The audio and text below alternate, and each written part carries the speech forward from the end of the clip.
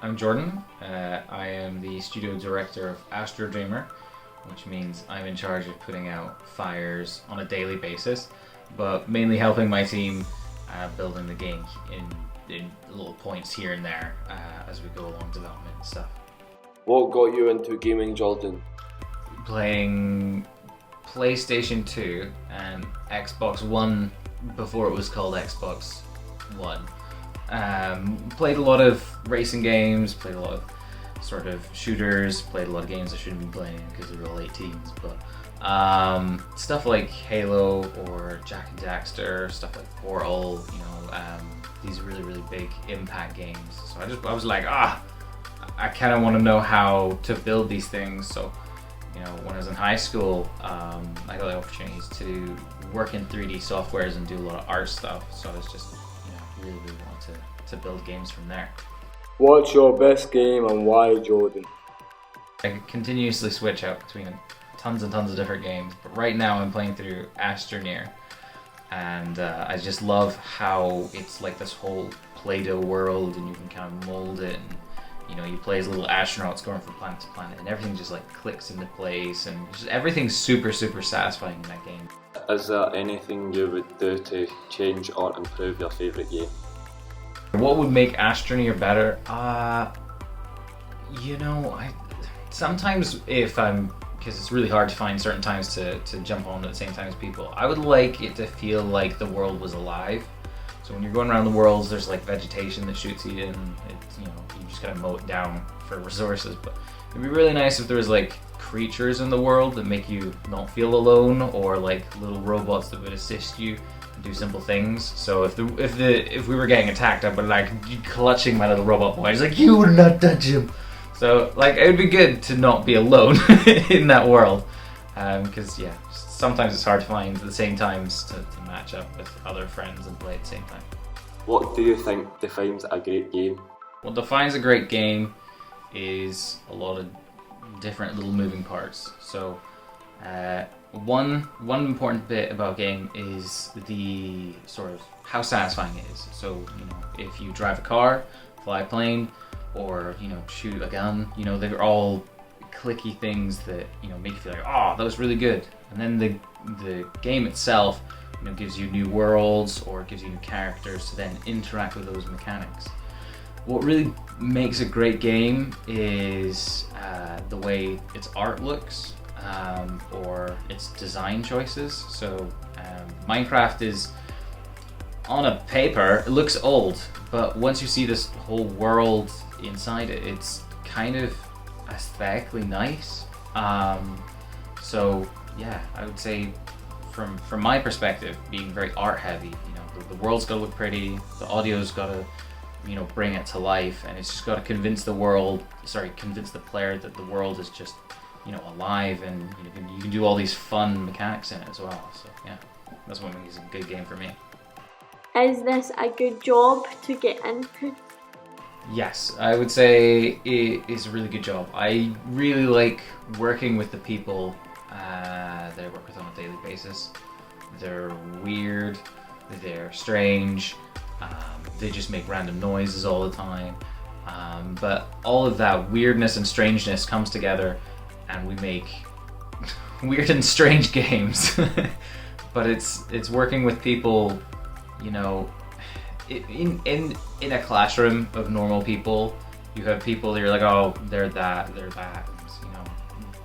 You might have one or two friends, but when you get to uni and you're in a studio, everybody has the same love and passion that you do for your specific weird thing.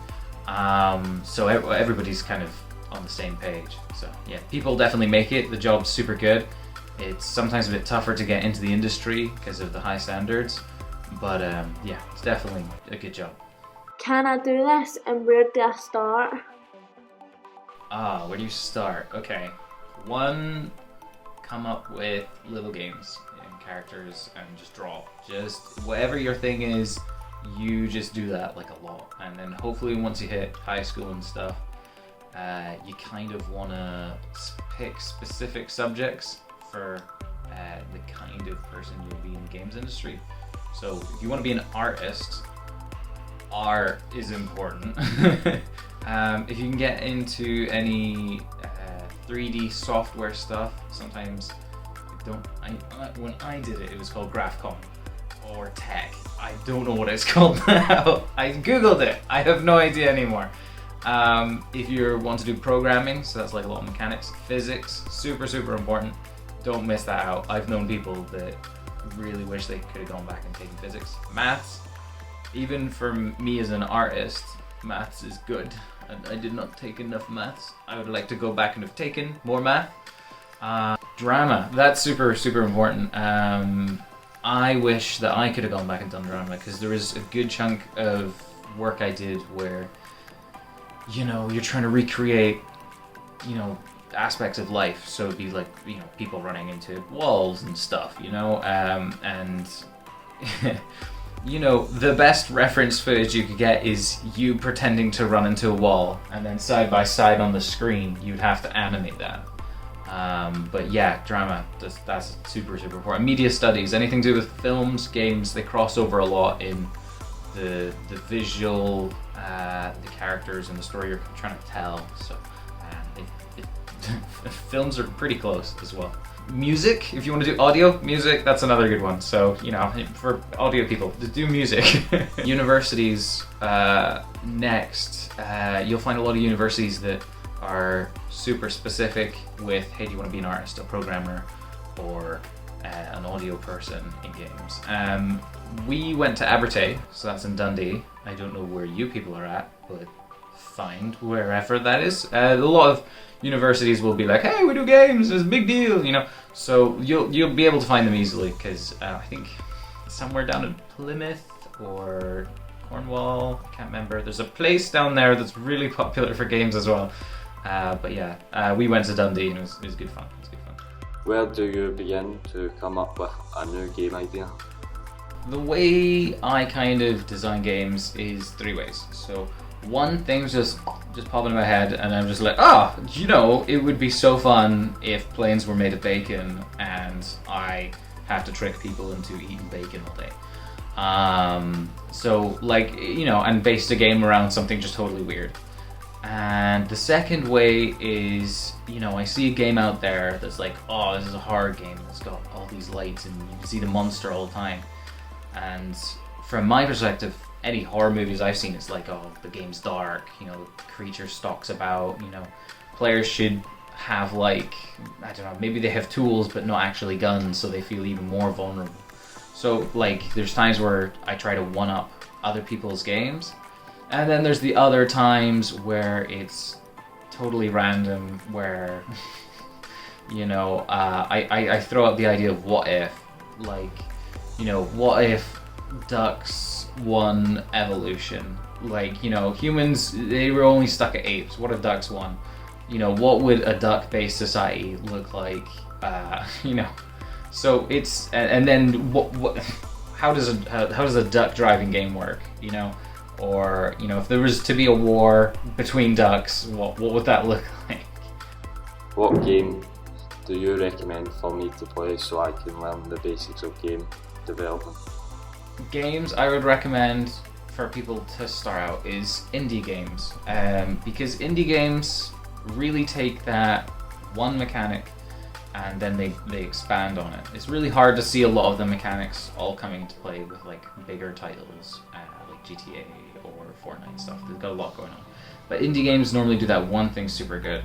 So I would say for programmers, Baba Is You. It's like a Nintendo game. I think it's on other platforms now. But it's teaching you the basics of programming and rules and how things kind of...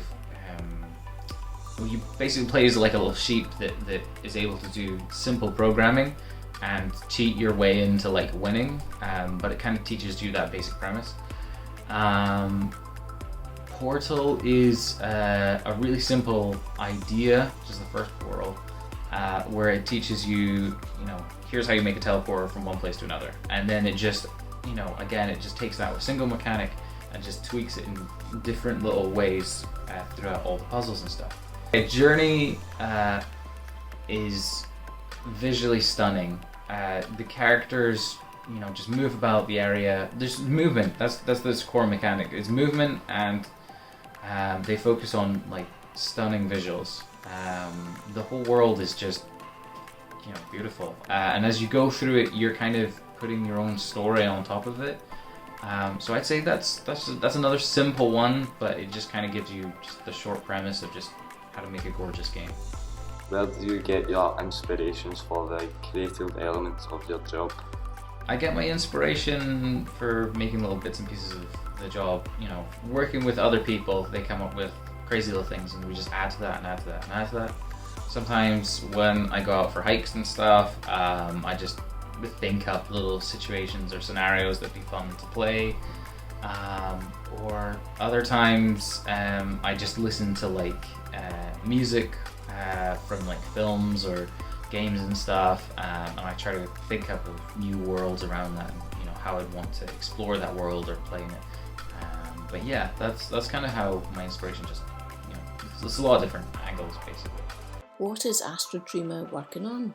The game that we're making is a sort of science, sci-fi puzzle thing. There'll probably maybe be something thrown up on the screen of nice pictures of the world we're building. But we're building this sort of sci-fi island that's got a bunch of puzzles in it and all these weird kooky characters you come across. And yeah, it's just going to be based in Scotland. It's going to have a lot of weird little characters here and there, so yeah. Thank you, Jordan. Have a great coding week.